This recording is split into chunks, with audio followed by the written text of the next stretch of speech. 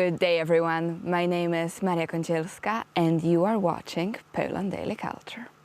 Could you imagine to draw and sing at the same time?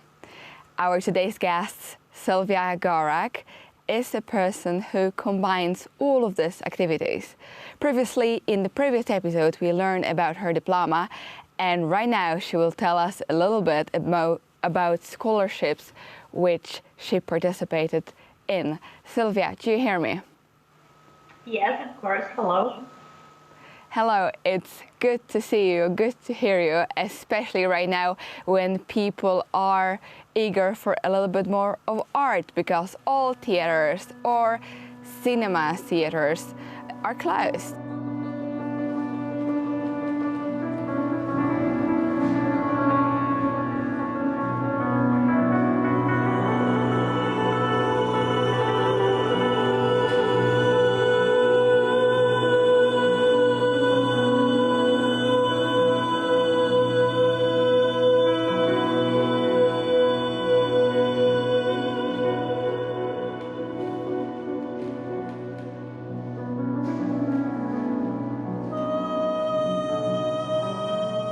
You started in Poznan, you finished there your diploma, but you were invited into many scholarships, and one of them led you to New York. And tell me, please, you had an exhibition there in few museums. One of them was in Queens, and you've done also other special things there. So tell us more, how you've been invited there and how your time looked like. Well, I came to New York just to visit my family because I have a very large family in New York and in the USA. But I was invited to participate in this exhibition in Queens Museum. There was this group program for people just for artist immigrants. The name of the program was ID. It was all about that. It was kind of conceptual exhibition, and me and the other artists who are also immigrants,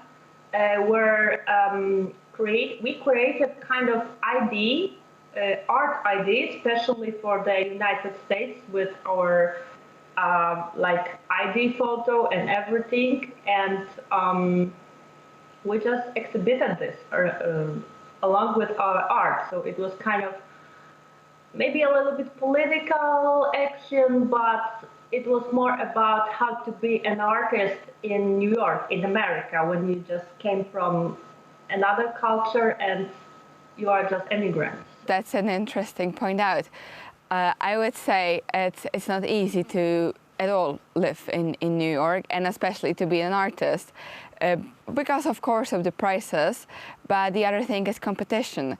There are just so many talented people there, and everyone is eager and just absolutely ready to jump on every single opportunity. So when you ended up there with so much culture in New York, since New York has one of the best museums in the world, how did you perceive this, and how did you find yourself being an artist there? Was it scary, or was it like, oh, it's my chance, I can use it? Actually, at the beginning, it was really amazing that I can go to all those museums, all those parties, because actually I came along very well with the artist community of New York. That was the plus. And then I actually had nothing to do there, but I applied for the scholarship, American stipend, CEC Arts Link, and I received it. So my status changes there a little bit because I was kind of artist in residence. This is how we call it.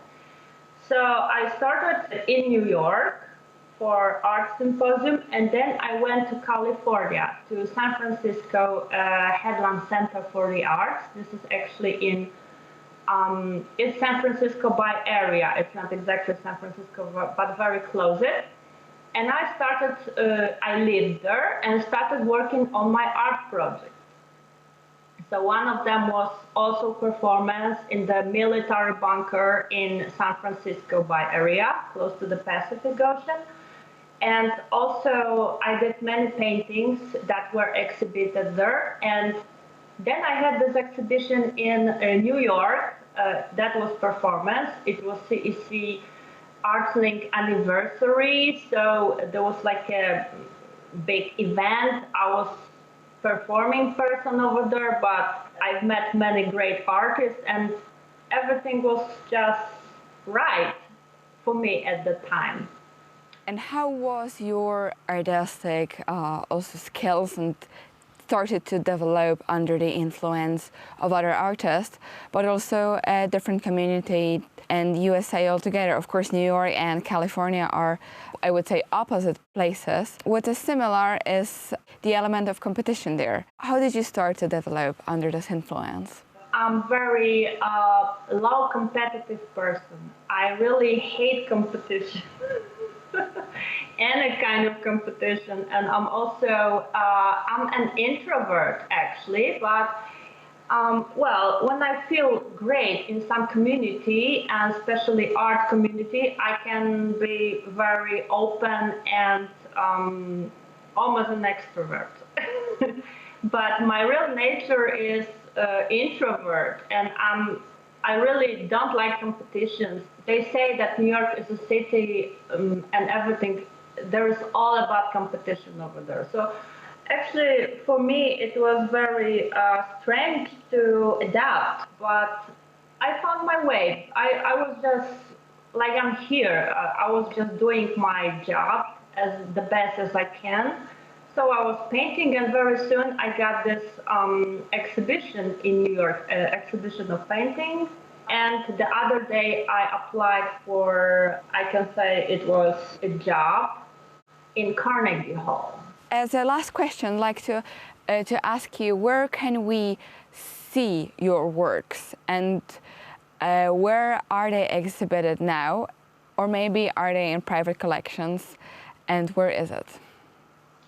Actually, for now we have the time that there is no live exhibitions. Everything is closed. As the other artists, I do online exhibitions. I was invited by, again, New York-based gallery, 601 Artist Space in New York. And they did this exhibition that was very much about the time we have now. So it's the end of the world as we know it, and I feel fine or not fine about it. I proposed my painting that was also awarded in Poland a long time ago, but it fits very much to this then and to the time we have now, because it's a little bit catastrophic, but at the same time sci-fi, but kind of optimistic anyway, because it shows the nature in the full blooming. I painted this abandoned place of my hometown, but at the same time, the nature is very happy and almost divine. So when they ask me in the gallery if I feel fine or not fine about the end of the world, so-called, I said yes, I feel great, because actually it was also based on the book of Alan Weisman that I've read in New York, The World Without Us. And this book was kind of very optimistic. It was scientific approach to the problem of civilization. He got this optimistic view of this, so I was inspired by this. So huge congratulations to you for having this invitation and having your picture and your work exhibited there in 101 meter space. Yes, that's the name of the gallery.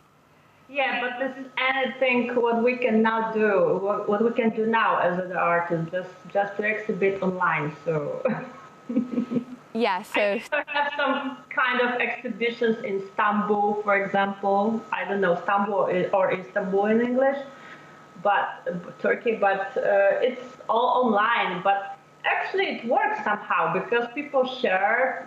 Everybody is online now, so people share also in social media, and it's something new, but it's also fun. So I would say it's the first time in history that we actually cannot, at least in last history, that we cannot enter museum freely and watch divine art, pieces of art there, but either we can go online or just based on what we have at homes.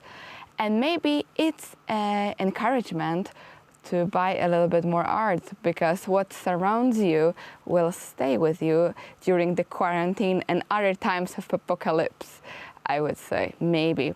So thank you very much for watching our program and getting a little bit more familiar with Sylwia Gorak work. I do hope you enjoyed it, and I hope you will stay with us for other episodes. Bye bye.